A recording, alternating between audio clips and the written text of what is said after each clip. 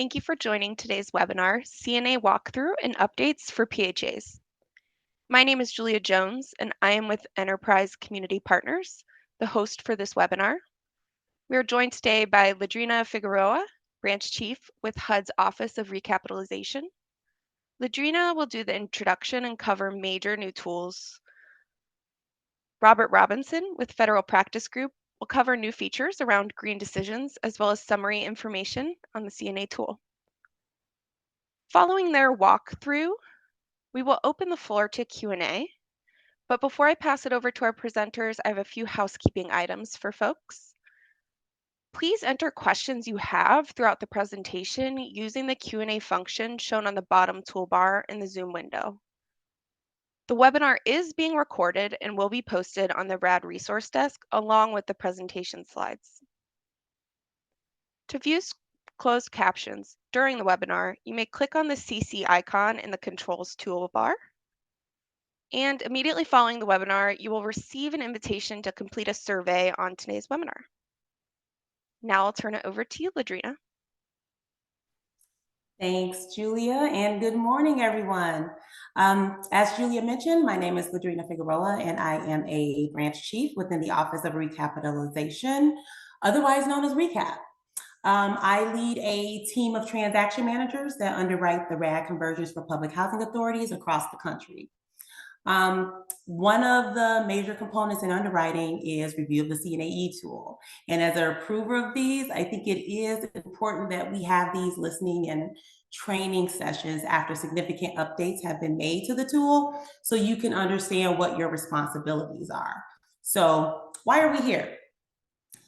Well, as I mentioned, we want you as the PHA to understand what your role is and how and when to interact with the needs assessor as they're completing the tool for your property. This will better prepare you to respond to the future inquiries from your RAD transaction team.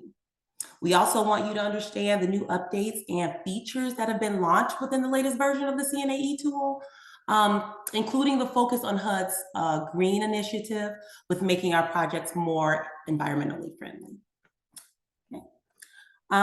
With that being said, I want to make sure that everyone has the understanding that today's session is not a CNA eTool 101 training, so that we won't be spending time on every aspect of the tool.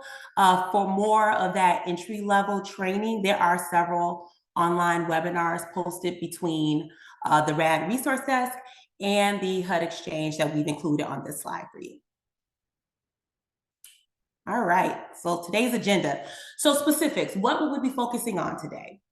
We'll begin with the updates on the flags area of the system.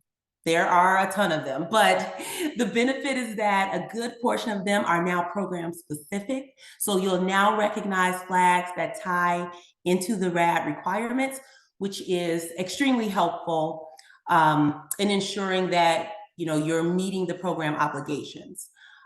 Then we'll have Robert walk us through the updated components and alternatives feature, which is now categorized by the time of replacement, which is great. And then we'll shift our focus to the green areas where we discuss the inclusion of more utility data, as well as comparison tables that being available when you can analyze or where you can analyze the cost benefits of choosing one alternative over another. All right.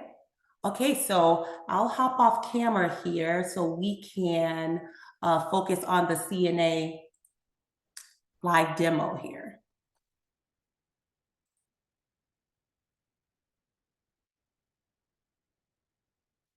Okay. All right, thanks, Robert. Okay, so let's start with under the, let's see. Oh, the first tab. We're going to start with the first section that you see right now that Robert has on the screen is the flag section. So these are notifications to you as well as the reviewer that something may be wrong with the data in the tool. All right. The flags are sorted by color, which indicates the severity. So, severe flags are appear first in red. And as a note, there should never be any severe flags since you are not allowed to even submit the tool with severe flags to HUD. okay? Warning flags are in orange, okay? These are generated for a lot of different reasons and are usually not a big deal, but something that will need to be explained by the owner or lender. We'll dive into these in a moment. And then lastly, the informational flags. These are just, there are a few instances where these come up. It allows owners to provide information on very unique situations that are recognized within the tool, but just as a note, we rarely see anything here. So getting to the warnings. So we see a description of the flag and a cause note explaining what was flagged and why, right? Again, these warnings require an explanation from the lender or the owner. And there's a space in the second to last column for these notes. And there's also a space where the reviewer, also, AKA HUD, can comment to your response. Okay, so let's take a look at some of these flags more in depth, okay? So the first flag I see is the utility data report not attached. This is common, this is fine. Besides, we'll be discussing utility data later and where it should, this data should be located. Flag 2, it says the assessment submitted to HUD for review is more than 6 months old. Now, this is a great flag. Why is this a great flag? Well, this indicates that there's a possibility of some of the data in the report being stale. Specifically, I'm thinking about the remaining useful life of some of the components. Say your assessor stated that there were, 2 years left on the roof, and by the time the CNA was submitted to HUD, a year has passed, and now only 1 year remains. Well, updates will need to be made to that CNA replacement schedule. One thing I will note with this flag is that HUD's production team uses a 6-month CNA timeframe in their FHA insured underwriting, while in recap, we do use a year, so a 12-month or an annual schedule. But either way, this flag causes us to look at the date of the inspection and make sure that the data we're reviewing is the most recent. And in RAD, again, if the review is done within the last year, we're okay, right? The next flag states that an accessible unit is not on an accessible path. Okay, so we see this from time to time. The owner response is usually, we're addressing this within the rehab. That is completely acceptable. If there is no response here, or we don't see a related work item within the scope, we are definitely asking questions about it. All right. The next two flags, 4 and 5, annual ending balance falls below allowable minimum balance in years, looks like years 9 and 10. So the tool is built to notice that your project needs are not going to be met because your balance is going negative way too early in the schedule. In my experience, there have been instances where these were just input errors by the assessor, and they were an easy fix once we returned the tool. If this was not a typo, then you may need to consider, increasing your initial deposits to your reserve for replacement account or your annual deposits to the reserve account to get that negative balance out the way. The next flag, the ending balance in the financial schedule does not meet the required balance amount. So this flag gets a little technical with discussing that the deficit must be greater than the maximum allowable deficit amount and to see year 17.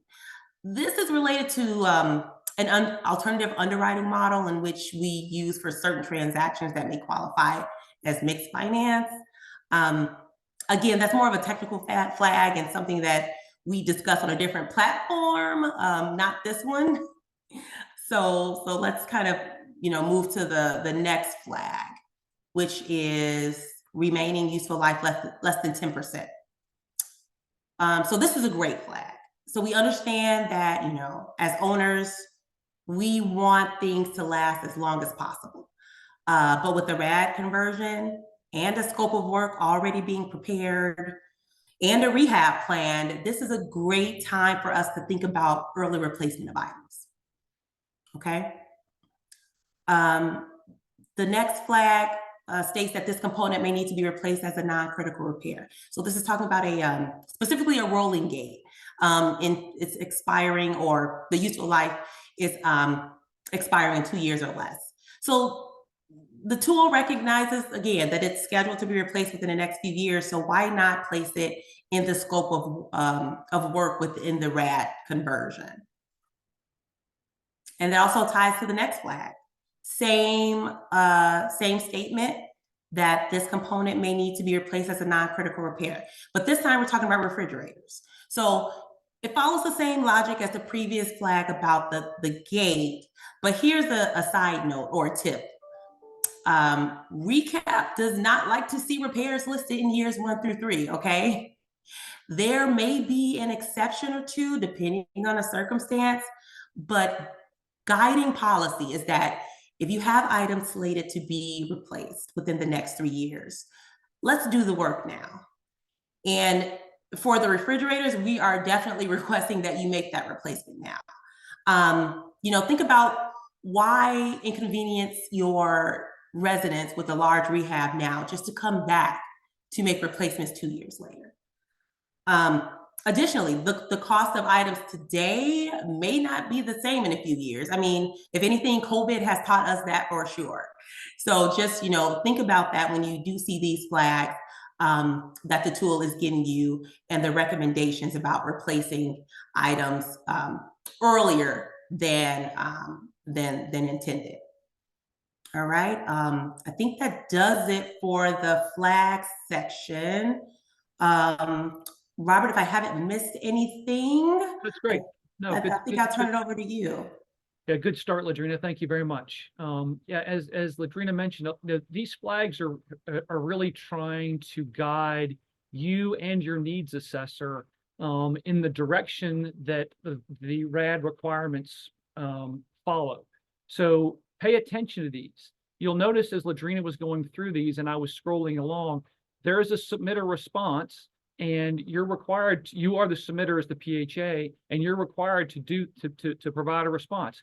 Many needs assessors will provide responses on your behalf, but at the end of the day, you as the owner of the property are responsible for those various requests. So I just want to highlight a couple of ones that Ladrina was highlighting for you all to think about, because we see this, as she said, we see this often, particularly the last item she talked about. All the refrigerators are within the 2-year window. Recap really wants to see this done in rehab. Your response, which again we all often see, is refrigerators are functioning fine, and we're going to replace them at unit turnover. So oftentimes refrigerators are not even seen in some people's minds as a capital item, or they want to spread them over longer periods of time. That's not really how the tool is designed. And we really like to see anything that's supposed to be replaced in the first couple of years. We want to see that in rehab. And then on the 20-year schedule, we want to see it showing up, within the year, or, year before, year after, but not just spreading it across the whole life of the property, or the 20 years that the schedule is covering. We know that that's the way a lot of housing authorities have been operating their properties, and that's, constrained by the funding that they're getting from HUD. One of the changes that you're making going through RAD is to shift to a different model, and this is an example of that. A couple other things I wanted to point out were talking about accessibility.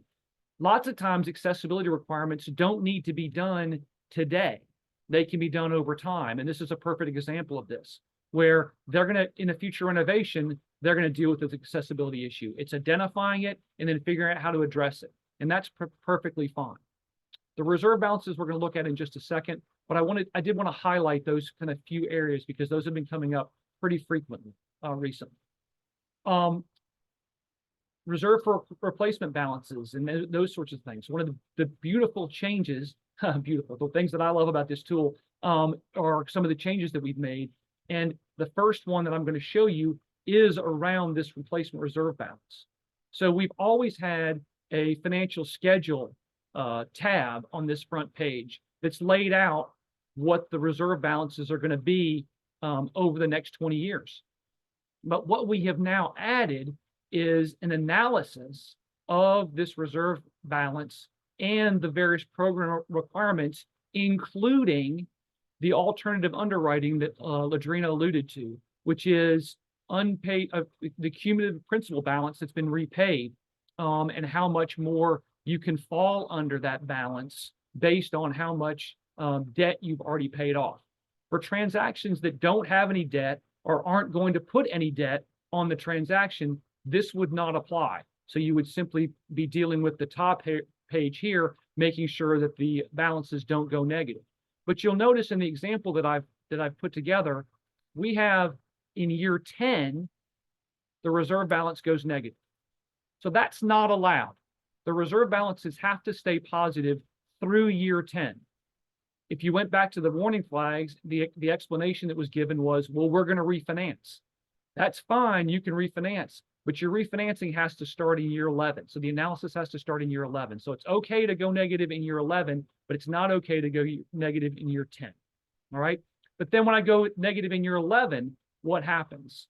You're allowed to be negative in year 11, but only to the extent that you're within 50% of the cumulative principal balance. So we've added this chart here to provide the information around that, so you don't have to go do the math, hunt and peck, figure that out. And furthermore, we've added another column to tell you whether or not you're in violation. You'll notice these two violations, whether it's passed or whether it's allowed. What's the difference between passed and allowed? Passed means that the ending balance is above the required minimum balance. So there's always a required minimum balance across the board here. And for RAD transactions, that's simply to not go negative at any period of time, or particularly not in the first 10 years. All right. But in starting in year 11, you can go negative. It doesn't pass the initial screen, but it is allowed. So that's why we have these two distinctions.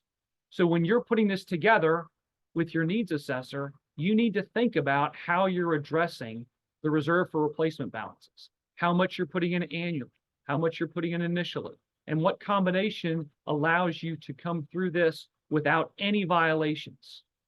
If you do have violations, those aren't severe flags. They are warning flags, giving you the opportunity to explain what you're going to do.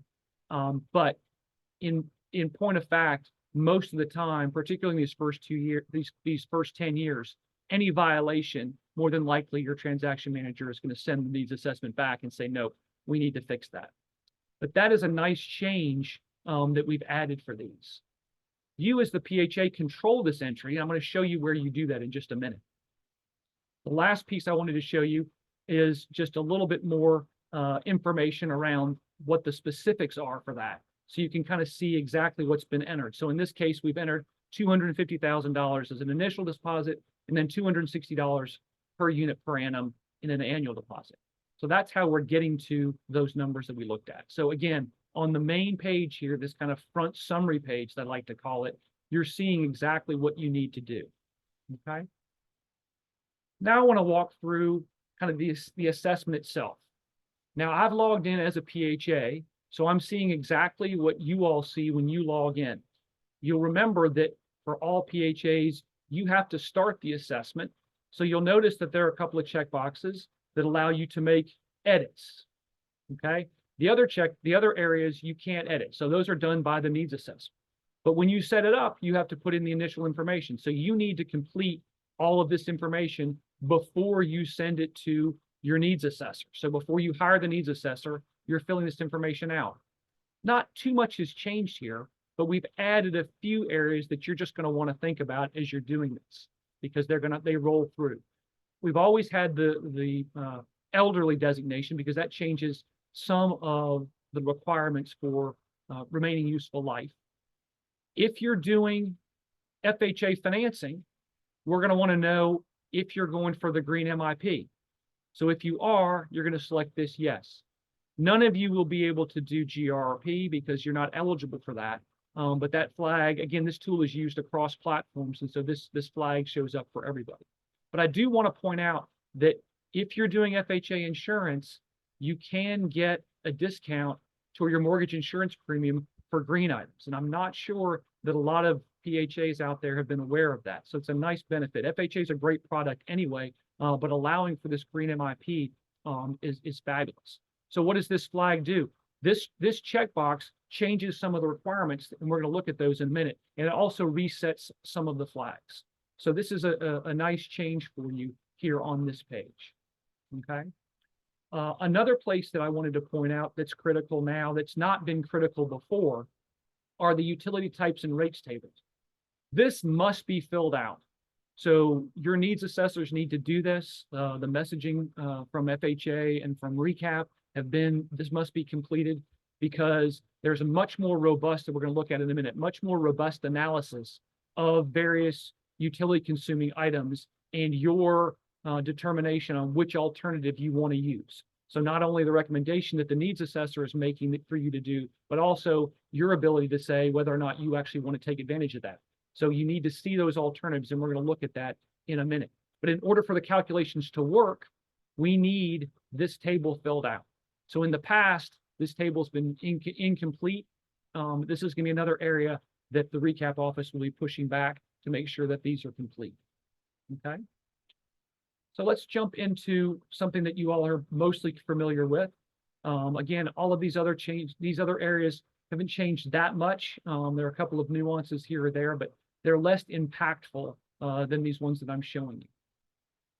When we go to the components, alts, and recs table, this used to be one long list. So when you open this, there was just one list of all the components at the property that the needs assessor had put in, that you're analyzing with them, that you're considering for replacement, things that are going to fail, that sort of thing. It was just one long list. What now you'll see is there are 3 separate lists separated by the tabs, and the tabs are driven based on when the item is going to be replaced. So these future replacement components are items that are not getting replaced today, but are going to show up in a 20-year schedule. Okay. Critical repairs are what have always been considered critical repairs, things that are going to be done prior to closing. So something that the needs assessor saw when they went out to the site that needs to be fixed now. The example here, the easy one is, concrete sidewalk trip hazards. So the needs assessor saw that as a need. That's going to be a critical repair. You're going to need to do that prior to closing. Okay. We also then have the non-critical repair. So the non-critical repairs have always been confusing to folks, but this is rehab. So these are items that are going to be replaced in rehab at, conversion. So these are the items that are going to be replaced now, and these are the items that are going to be replaced in the future. Items that are replaced now that are then falling inside the 20-year schedule and will need to be replaced again will also show up in the future needs on the table, but they won't show up in this tab. So if I'm looking to see all of the components that have been entered at the property, I have to look at all 3 of these tabs to make sure that I have all the components of the property. Okay, so that's a slight change. We are giving up a little bit by having them spread into the different components. But I think at the end of the day, it's going to make it a lot clearer for you as a PHA in reviewing what your needs assessors are recommending, as well as for what the RECAP office and the transaction managers are taking a look at to see what your rehab schedule looks like versus your 20-year schedule. Okay, so let's take a look at what this particular CNA is flagging for rehab. And I want to kind of scroll through this and take a look at it, and I'm going to show you another feature that we've added. So all of these items are things that have been recommended to you. So this was done by a needs assessor. They recommended to you that these be done as rehab. You'll notice that we've changed some of the column headers a little bit. We've added this slash. So we now have the assessed versus standard remaining useful life. And we also have the age and the estimated useful life. So in this case, the concrete pavement repair item that's being recommended is a repair item. Concrete typically lasts 50 years, so that's why it's showing up here. There's no assessed age because we're doing a repair, and the costs are showing up right here. So we see immediately, what the cost is, what the component is. And if there were any utility information, that would show up here. So if I scroll down, you'll see that one of the items that we've added does have a utility cost. So the ranges, so any utility cost is going to show up here. Okay. If I dig more deeply into this and I open this up, you'll notice a couple of things that we've added. First, you'll notice that we now have this little leaf, hand holding a leaf. That indicates that this is a green item. Okay, so that some items are green, some items aren't green. But when I open this up and we see the green has been selected, that means that generally speaking, we need to see two alternatives. I think you all will remember, if you've been in RAD for a while, you remember that Energy Star components, if an Energy Star component is recommended, then only one alternative is required. Okay, but this flag is to remind the needs assessors as well as you as a PHA and the owner that if you've selected the green alternative, you have some additional requirements. You need to do some analysis. Okay, which I think is super helpful for everybody. You also can see, if I hit this plus, you can also see any other recommendations, alternatives that are there. So in this case, despite the fact that we have an Energy Star component, we did enter another alternative, but you'll also see this little thumbs up.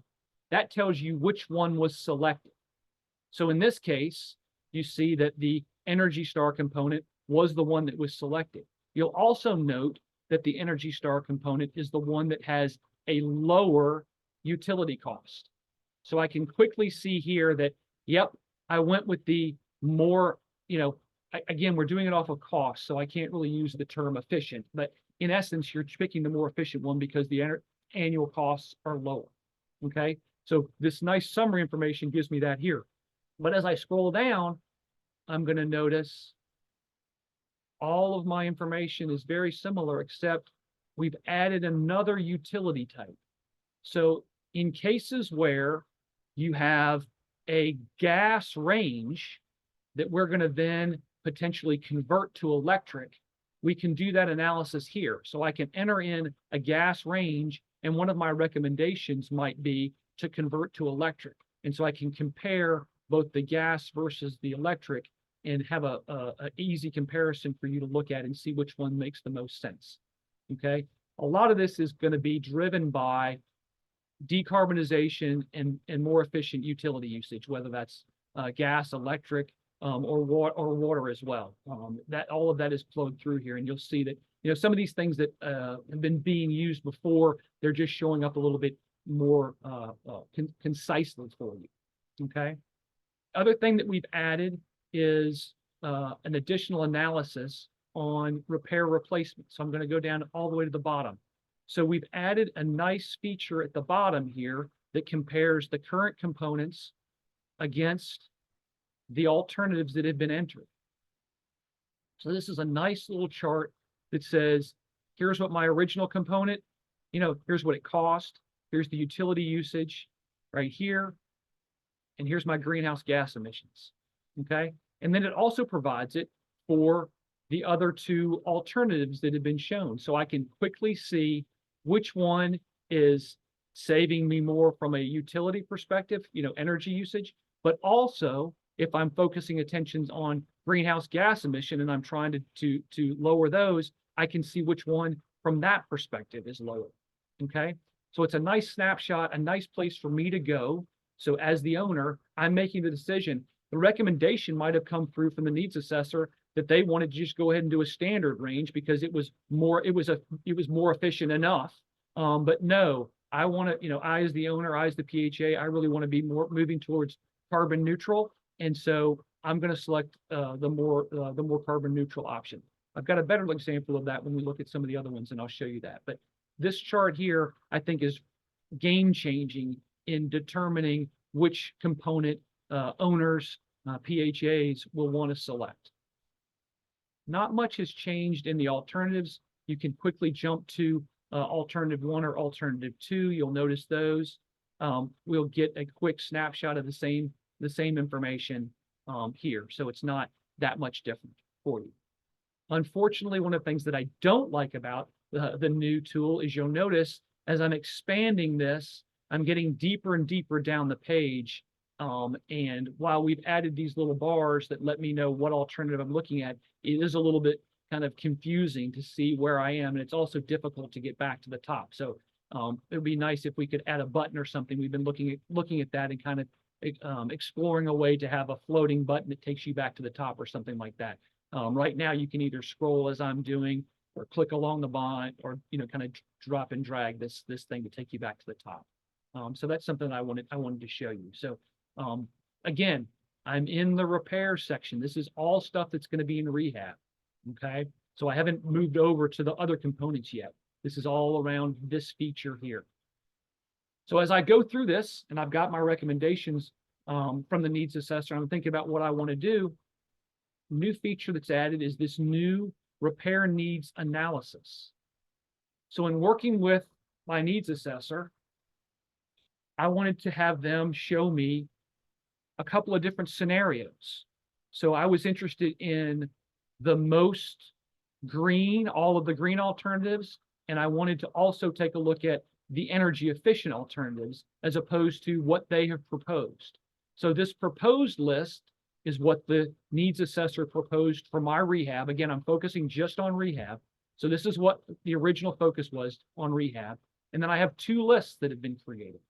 Okay. When I click on those lists and I go over to the non-critical repairs component, I see what they've selected.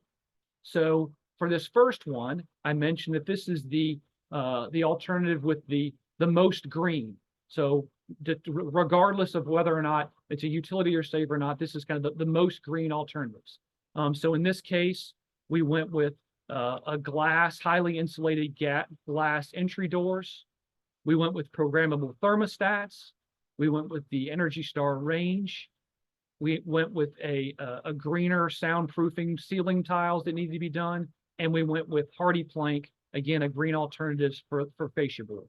So that's what I asked for my needs assessor to show me what would that look like if I went as green as I could, as opposed to what the needs assessor, had recommended. Okay, so that's what the list first showed. That's what this $200,000 list looks like. That's compared to the original component cost. I can also see what the utility savings would be, the greenhouse gas reduction. Okay, and then to the extent that there's a total cost to operate change, which is a fancy way of saying the original cost of the item divided by its useful life plus any utility cost. That's what I get to as far as total cost to operate. Okay, so that's what this list looks like. How does that compare to what the needs assessor came up with? Well, they're at $165,000. So for another $35,000, I could have the greener of lists. Okay. Now I said I only am focused on utility savings. So I don't really care about the greening of things. I care about the utility savings. So in this case, programmable thermostats are going to help my utility savings. The Energy Star range is going to help my utility savings.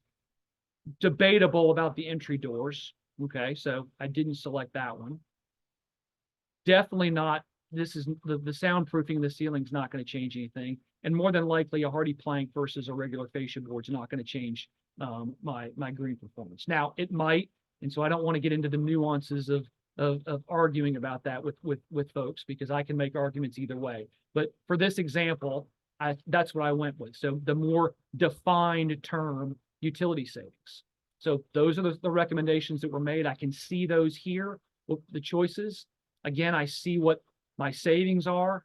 I see what my greenhouse gas reduction is. And again, more expensive than my original components, but that's going to be the case in all of these. But then I look at what the needs assessor submitted, and then I look at this cost, and I'm like, oh, so for $2,000 more, I can save more on my utilities. Okay, I'm happy to do that. That's what I'm thinking I'm going to do. So that's a quick way for you to do that. There can be up to 4 lists. So for a more complicated transaction, if you wanted to focus on envelope items on one list or just unit upgrades on one list, lots of different flexibility for you to ask your needs assessors to put that together for you. So when you're working with the needs assessors, this is a new way of exchanging information back and forth so that you don't have to rerun scenarios all the time. Okay.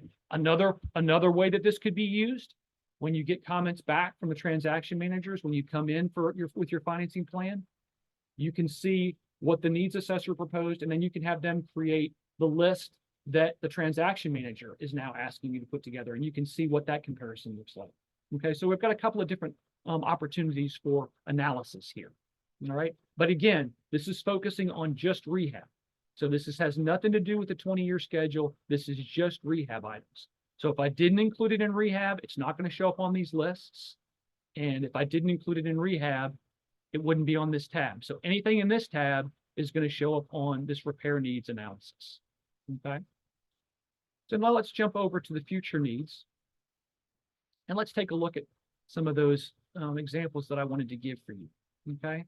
So let's take a look at this. Well, let's look at the AC units. So like all of the needs assessments, we've got the original component that's been added to the top.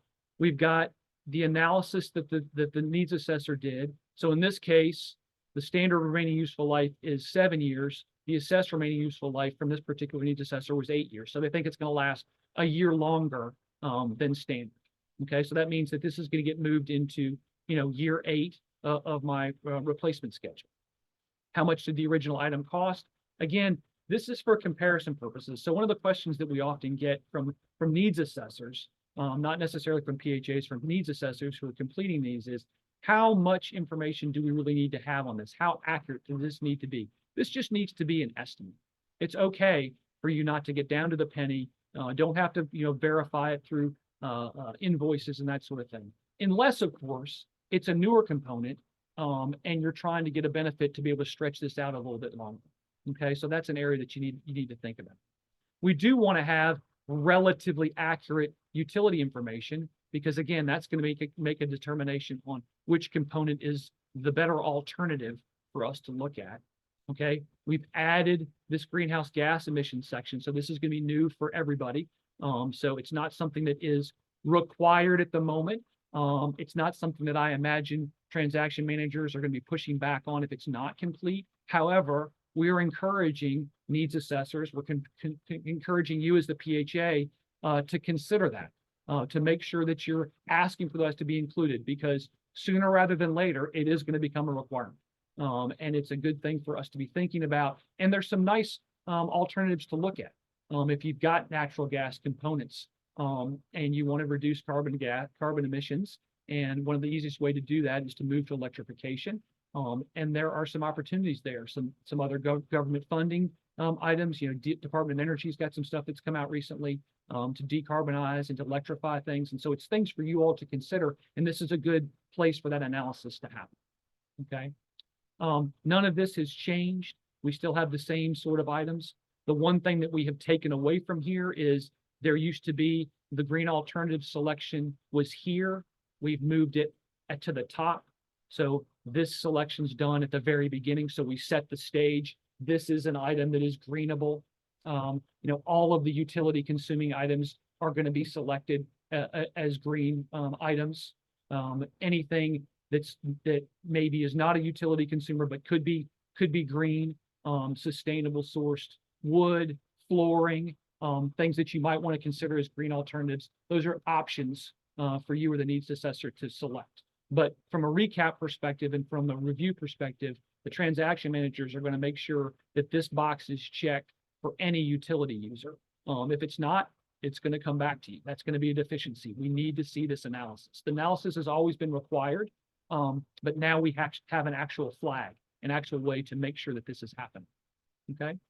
So once I've got all the information entered for the original component, now I've got the alternatives. And I can add multiple alternatives here as a needs assessor, but in this case, I've only added 2. So I want to take a look at the first one. The first one was not selected. So if that box was checked and the little thumb was there, we would have selected this. Okay. This is the 15 SEER condensing unit. The usage has been put in. Okay. My carbon reduction, all of those sorts of things have been added in here. Okay.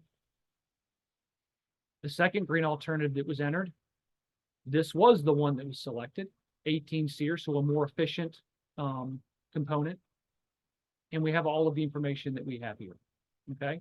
Then I have the nice comparison at the bottom.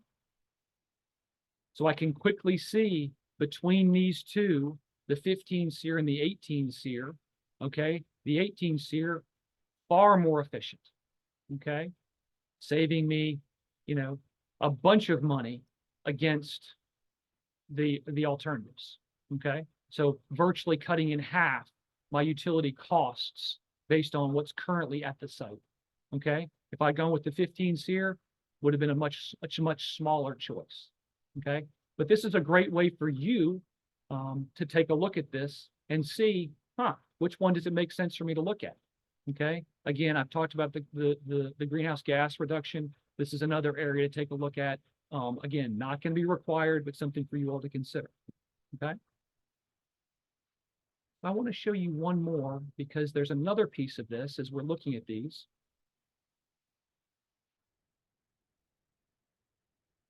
There's another piece of this analysis that we're taking a look at, and that is early replacement analysis. So you notice in this particular case, these are asterisked and highlighted.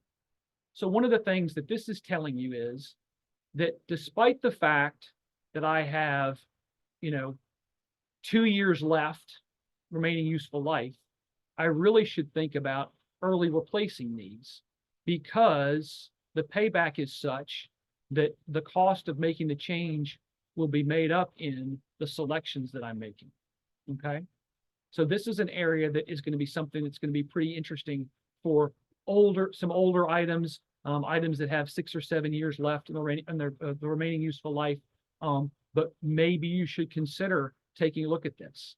One of the things that I think was on the flags page were the refrigerators. So the refrigerators are flagged to be replaced. So where does that flag come from? That flag comes from right here, okay?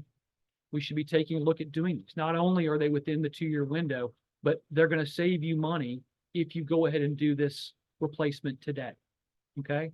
So we've added this nice feature here where you've got a little asterisk and a little highlight to say, hey, look at me, take a look at me. This is something you might want to consider doing now. Again, not a requirement in a lot of cases, but certainly if they fall within that first 3 years of rehab, more than likely your transaction managers are going to be pushing back and encouraging you to make those replacements as part of the rehab that you're currently doing. Okay. All right. So financial factors. This gets to what I showed at the very beginning about our reserve for replacement analysis. So this is where you, as the PHA, as the owner, put in information about the reserve for replacement account.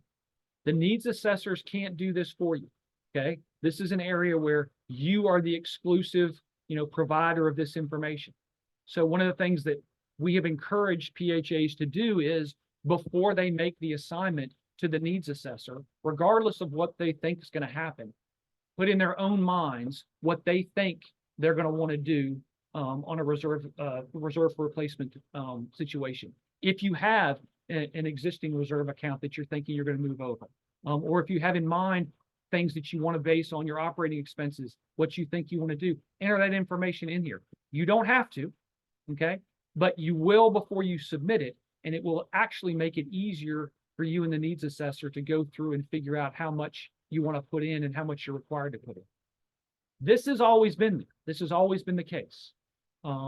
If you wanted to make changes to the interest that you've earned, typically we don't like to see changes to the deposit amount. There are certain circumstances where this would be allowed, but if you started making changes here, highly unlikely that your transaction manager is going to let you do that. Making some changes to the needs, your inflation rate. Again, there's a standard number for that, but you can make those manipulations here. Not typically fooled with that much, but we've now added this section below this. So all of this was already there, but now we've added this information. So if you have an existing mortgage, you would enter the information here. If you're planning on putting a mortgage on the property, you're taking out a loan, you would put that information here.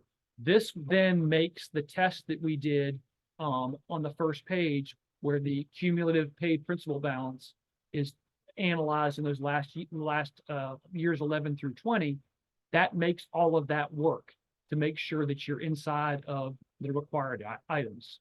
So this is where this gets put in.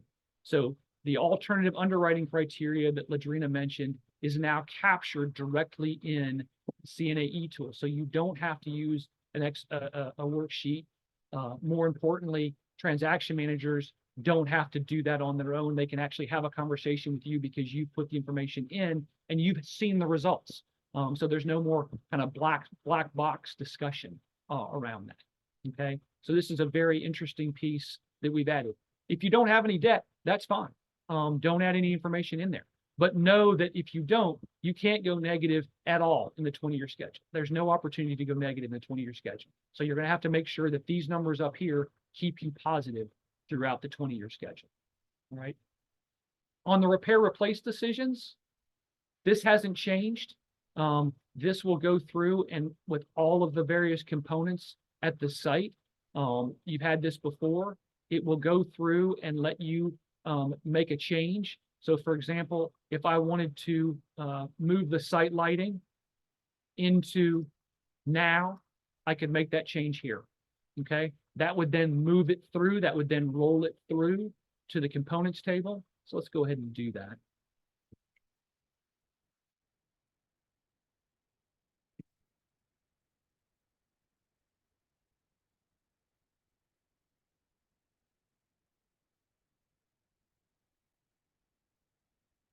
So when I do that,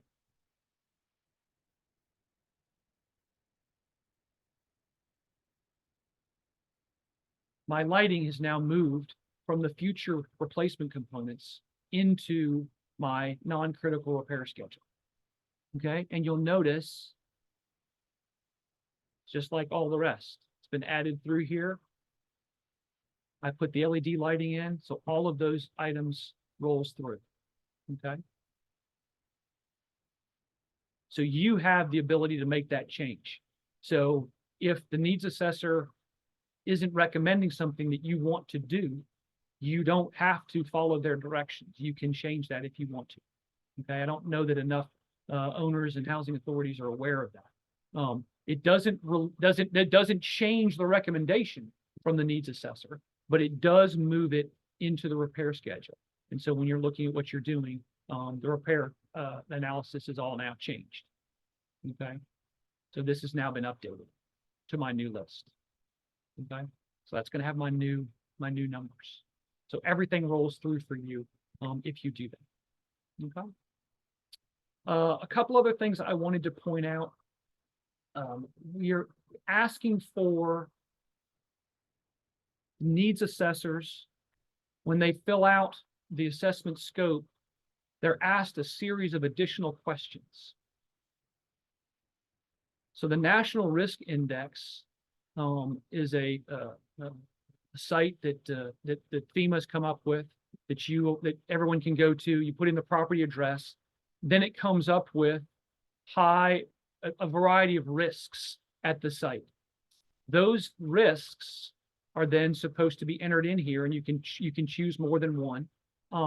And generally speaking, what RECAP wants to see are how those risks are being addressed in the rehab, in the 20-year schedule, if at all. It's an area that I think is going to start being focused on in more detail in years to come. But right now, what we're hoping to see is gathering this information, seeing what the risks are, and then to the extent they're being mitigated, how they're being mitigated, and what recommendations the needs assessors are making to you as the owner of the property to address these.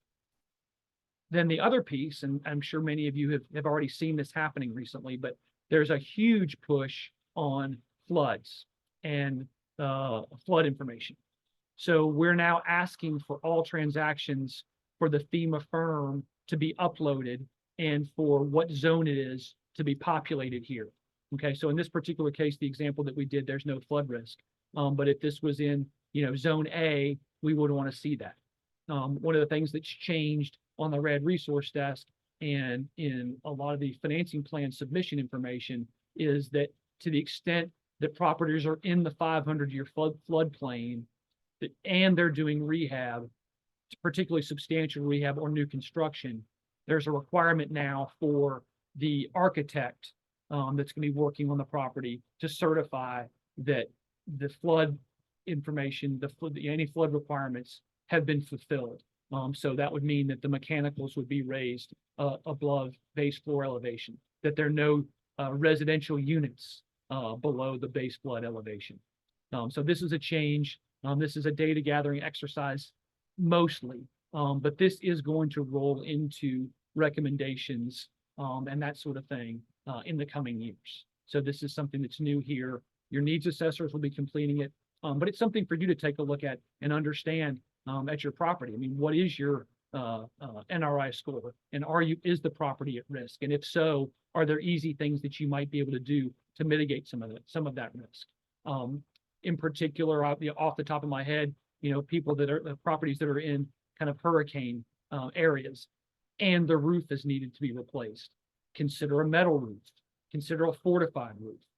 The costs of these items are not so great that they don't make sense, particularly given the fact that you may get a break on your property insurance, or certainly the likelihood that you won't lose your roof in a hurricane event go down dramatically.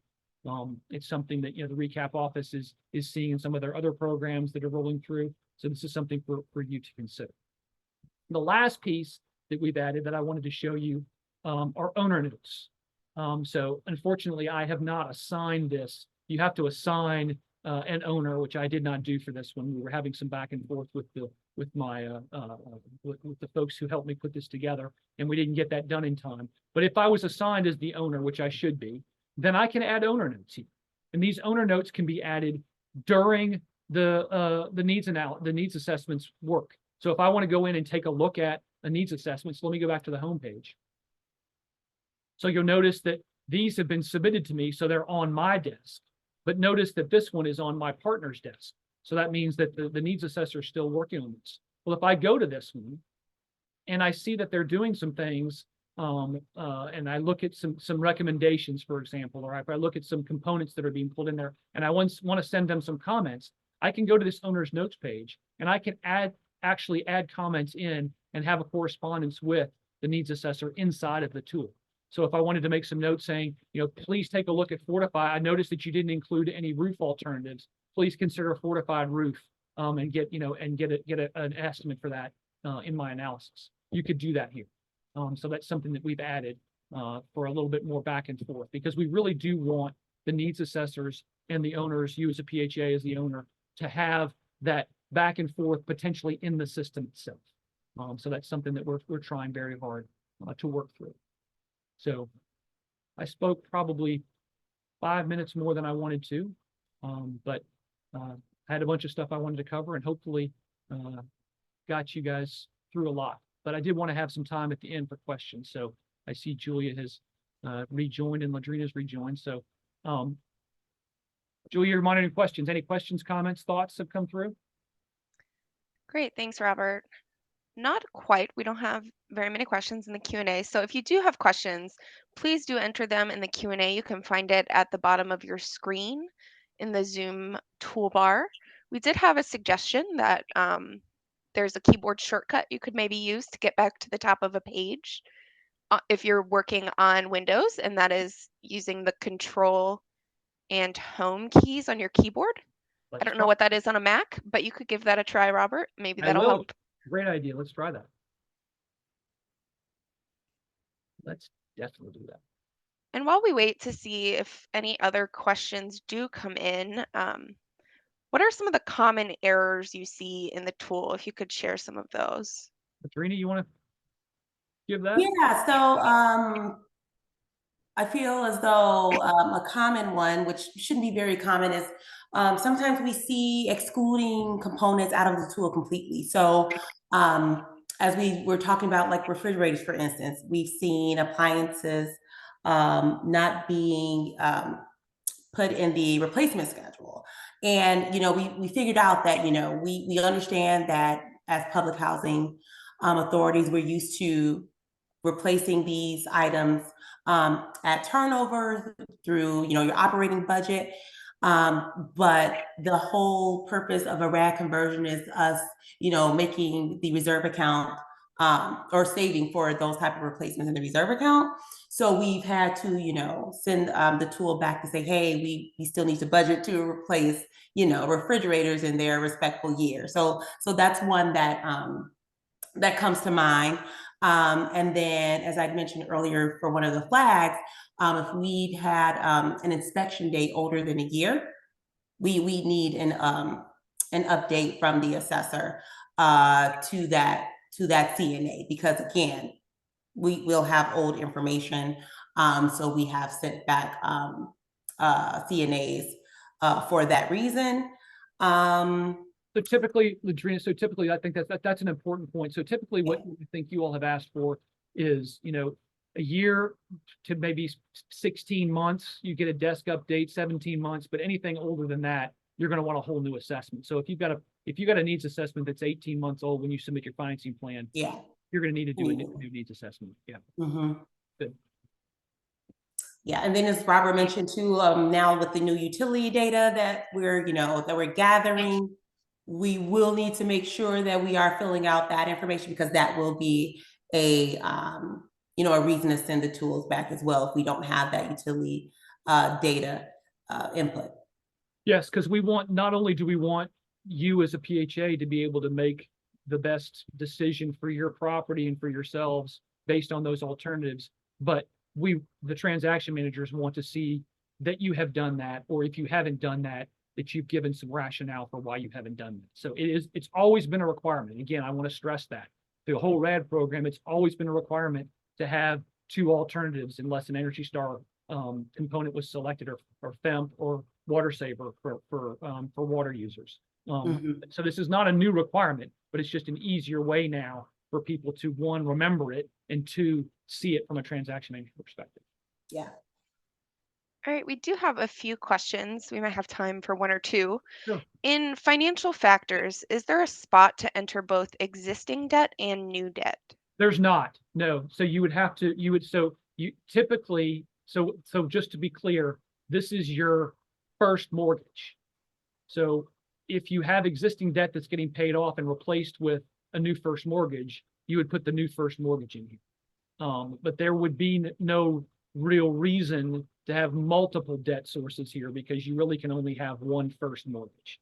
I know some housing authorities try and find a way to have multiple first mortgages, and that's not allowed. So you would put in whatever permanent mortgage you're doing. So if you have existing debt that you're paying off with the new first mortgage, put that in. Okay, and then I just want to squeeze in one more. How long does this whole process take to complete the CNA review? That's a great question, Ladrina.